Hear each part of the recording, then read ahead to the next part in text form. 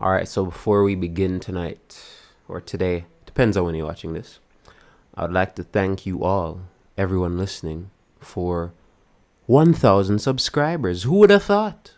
Not me. Definitely not me. We've been doing this for how long now? Over a year. Intern Talks Wheel has been running strong. And here we are, finally at that big old 1K. The reason everyone does this. Yeah. October 18, 2021. That's when we started this. And it is now January 17th as of me recording. 2023. 1,000 subscribers. How nice. How wonderful. So yeah. I never actually made something on hitting 1K, you know? It's just a thing that happened, and I just put out the videos I normally would. But let me just take the time to thank you all for 1,000 subscribers on YouTube. Yeah? Nice. I'm doing it now, but I've actually been at 1,000 for a while. As a matter of fact, as of me upload, how much do I have right now? Let me check. I actually have at the moment 1,222. Thank God for that Dale Jr. vid. Anyways, on to pressing matters. I want to talk about Fernando Alonso. You know, I'm not even going to talk about like his contract, none of that, none of his current situation. Just him. You know, I feel as though we're not really appreciating how incredible it is for a guy like him to still be as competitive as he is. I really don't, you know. He's 41 as of this recording. Fernando Alonso. Let me just make sure. Yeah. He is 41 years old, which means he will be 42 at some point this season. And he's still going strong. You could make an argument right now in 2023 that this guy is a top 5 driver in Formula 1. And you'd have there's so many races that you can look at, pick out just from last year alone that could probably justify that fact. And in a sport a motorsport rather, where young talent seems to be the gold mine, everybody wants a Verstappen, everybody wants a Leclerc, everybody wants a Norris, a Russell. The opposite of that is what we're seeing with guys like Hamilton and guys like Alonso. Alonso is in his 40s. The upcoming season with Piastri, he's going to be racing against a guy that wasn't born. Or, wait, what? Let me check. I'll edit this out if I'm incorrect. Oscar Piastri. When was Piastri born? Oscar Piastri was born April 6, 2001. Alonso's about to race against a guy that wasn't even born when he debuted in the same sport that he's currently racing in. And the thing is, stuff like this is kind of only rare. Stuff like this is kind of only rare in Formula 1. Because in NASCAR, people tend to have way longer careers. It's more sustainable. You know, you see a guy like Mark Martin. Mark Martin started NASCAR. He started racing in the Cup Series in 1981. And he raced all the way to 2013. And at no point, maybe at the end of his career, but at no point did Mark ever come off as like a terrible driver. He was always good to world class. He was never below good. He was always a good driver, right? And you see more instances of guys racing into their early to mid 40s and still being competitive back then and even now, right? And because of how Formula 1 is, and because it's kind of a revolving door as it regards talent, you forget that stuff like this isn't really that rare. You know, and I get that Formula 1 cars, for the most part, are probably the most challenging cars to drive on the planet, competitively at least. It's still not impossible for a guy to still be as good in his 40s as he was in his 20s. You know, some people get better with age. I know the notion in sports is that you get worse over time. your body starts to get older, you can't do the things you used to.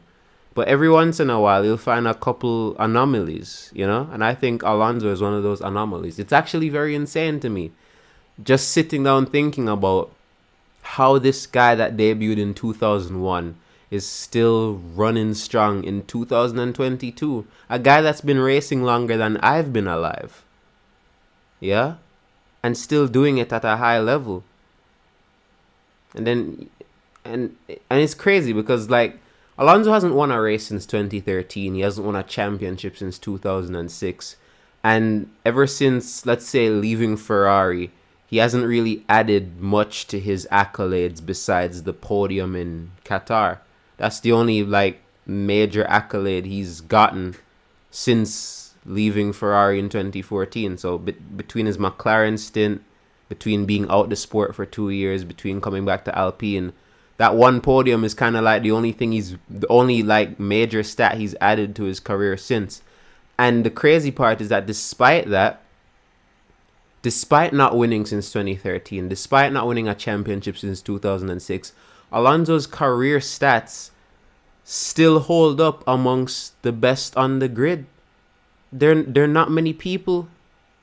As a matter of fact, Lewis Hamilton is the only person on the grid right now with more championships than Alonso. Max Verstappen also has 2. Yeah? But again, there's only one person on the current grid right now with more championships than Alonso. There's only 2 people on the current grid with more wins than him. And we're talking about a guy that hasn't won since 2013, you know? And the another thing about Alonso that I find insane is the fact that his body has been through a lot. He's been hurt before. You know, we remember the testing crash in Catalonia, 2015. He had the concussion. Yeah? We remember 2016, where he was in that huge crash during Australia. Had to sit out Bahrain. And we remember, was it last year, pre-season, where he was in that biking accident. Like, this man's been through a lot bodily. You know, he's been through a lot physically. Bodily. He's been through a lot physically. And despite all of the major setbacks, he's still in tip-top shape. Again, if this is washed Alonso, run me washed Alonso. If this is washed Alonso, still getting top 5 shouts 20 plus years into his career, it's just insane to me. And I'm kind of somewhat grateful for it, because as it regards sport, I do not really like the notion that age should be demonized. You know, you see a guy like Hulkenberg coming back, maybe not the best example, but you see a guy like Hulkenberg coming back who people know for a fact is a solid driver, and they want him out because, you know, put somebody younger in the car. When you have a guy like Alonso that is as talented as he is, even to this day, it's kind of hard to justify getting rid of him for a younger talent. Because the younger talent, what they're going to do is going to be up in the air. You don't know if they're going to mature. You don't know if they're going to matriculate into F1 and do as well as a Hamilton 2007, or maybe even a Leclerc 2018, or a Verstappen 2015, you know? It's up in the air. Well, a guy like Alonso has proven time and time again, year after year, that he's just not falling off. Yeah? And he's at Aston Martin now. And is he going to win a championship there? Probably not. We haven't seen any teams in the hybrid era go from midfield to the front. It's just not a thing that happens. But he's in a position where if he does well enough and the right person leaves a team or something happens, there may be a chance that he could slot in. And for a guy like him, being on the grid as long as you have been, you have certain relationships with teams. Some good. Unfortunately for him, for the most part, bad. We know Mercedes probably aren't going to sign him. He doesn't seem to have any beef with Red Bull. The Ferrari thing's already done and dusted. But I mean, Alonso's gone back to teams he's beefed with in the past. Right? He did go back to McLaren. Granted, he left them in probably not the best shape, but you get what I'm saying.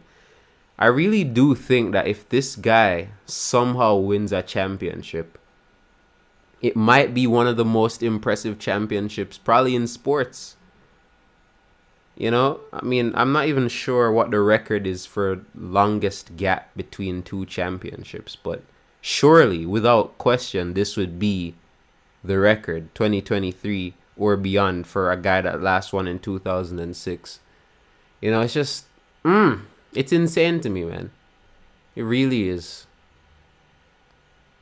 It really is. And the thing with Alonso is that I was saying earlier about his talent. Alonso has never driven at a level that makes you sit and think, why is this guy still here? Why doesn't this guy just retire? Like, never. You never watch him drive and think about that. You look at him right now, and everyone has the same notion. You put that guy in a race-winning car, he wins races. You put that guy in a championship contending car, he'll contend for a championship. Even now, at 41. Yeah? I don't know, man. This guy is an anomaly to me. This guy is... He breaks the tradition. He's something else, man. He really is. And it's just something on my mind. Something I really wanted to vocalize. Have it recorded. Because it really is crazy to me how good this guy is still at 41 years of age. Do I have anything else to say? I don't know. But I don't know, man. And not only that, I'm only talking about this from a Formula One point of view. But we've seen this guy go to IndyCar and make waves. In just his first Indy 500, he had a competitive car. He was at the front, leading laps, fighting for the win. Yeah? He goes to the World Endurance Championship, gets a competitive car. He's at the front. He's winning races. He won Le Mans twice. He won the World Endurance Championship. Went to IMSA, got a car that was competitive. What did he do? He won the Rolex 24. This guy even did the Dakar at his old ass age. And didn't, you know, he did all right. He didn't compete for the win or anything, but he did okay. I'm pretty sure he finished it, right? Insane, man. We really need to put this guy down as one of the greatest drivers of all time. One of them people that the stats just will never bring justice to, you know? The stats won't do him any justice. And this is why you can't stat watch all the time. Some people the stats justify the talent, like a guy like Hamilton, you know? I think the stats justify the talent. You know, Schumacher's another one. But Alonso, you look at just 32 wins, 2 championships, that's still a lot. Compared to guys like Schumacher and Alonso, it doesn't seem like much. Guys like Vettel, it doesn't seem like much. You look at a guy like Alonso, he hasn't won since 2013. You'd think, in theory, he's garbage, right? But this guy, man, world class. World class. And many don't like him for pretty justifiable reasons, you know. There are a couple people out there. Well, not couple. Alonso is a villain in many people's books. And that's fair enough. But if we're talking about just the talent, man, he is easily one of the greatest racing drivers of all time. You can't even put him in the F1 box because this guy just cooks in anything you give him, man. And yeah, that's pretty much it. I do hope that he gets a car competitive enough to race at the front, maybe get another win, maybe be in another title battle. But even if he can't do it here, we know that he has the capability to do it elsewhere, and that's quite comforting. But yeah, this is just a little rant on Fernando Alonso. Yeah. My name is Internet Talk Wheel. No, not today. Yeah, it's unscripted. I don't do that for these. All right, guys. Signing out.